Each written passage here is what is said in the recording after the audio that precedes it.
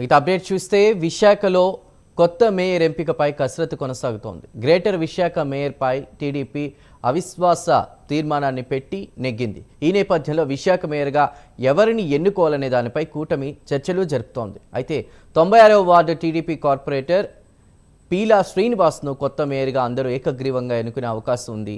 మరోవైపు ఈ నెల 26న డిప్యూటీ మేయర్ శ్రీధర్పై కూడా అవిశ్వాస తీర్మానం పెట్టేందుకు కూటమి సిద్ధం అవుతోంది.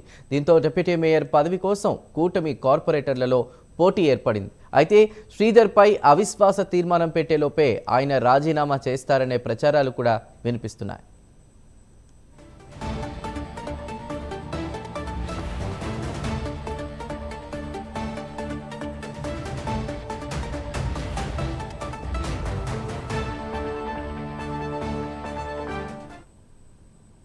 రైట్, ఇక గ్రేటర్ విశాఖకి సంబంధించి మేయర్ ఎవరనే దానిపై ఉత్కంఠ కొనసాగుతోంది. దీనిపై పూర్తి వివరాలను అందించడానికి మా ప్రతినిధి వాసు సిద్ధంగా ఉన్నారు.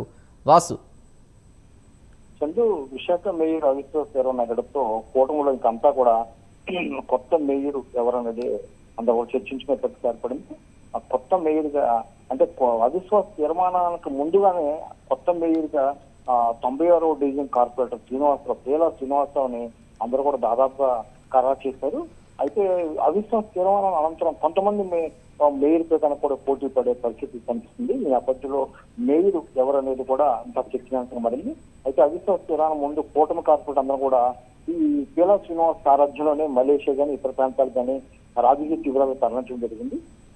పీలా శ్రీనివాస్ కూడా మాజీ ఎమ్మెల్యే పీలా గోవింద్ అనకాపల్లి ఎమ్మెల్యే సోదరుడు కావడం, గత ఎన్నికల్లో పీలా గోవింద్ కు టికెట్ లేకపోవడం, ఈ సోదరుడికి మేయర్ ఇస్తాను హామీ ఇచ్చినట్టుగా కూడా తెలిసింది. అందులో భాగంగానే 90% పీలా శ్రీనివాస్ కే మేయర్ ఖరారు చేసే అవకాశం ఉందని చెప్తున్నారు.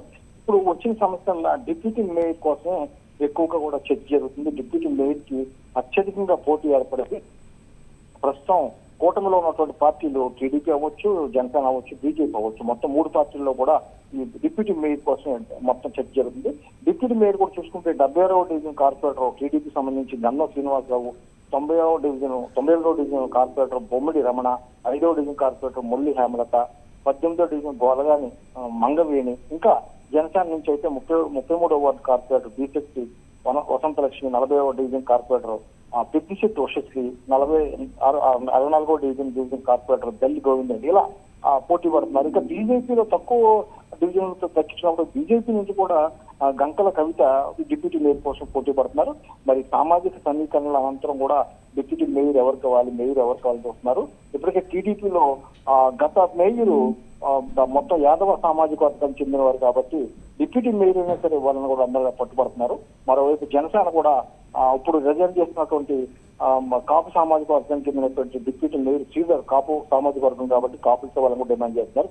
మరి కూటమి పెద్దలు ఏమి నిర్ణయిస్తారు వేచి చూడాల్సి చెప్తారు. Right Vasu, thank you.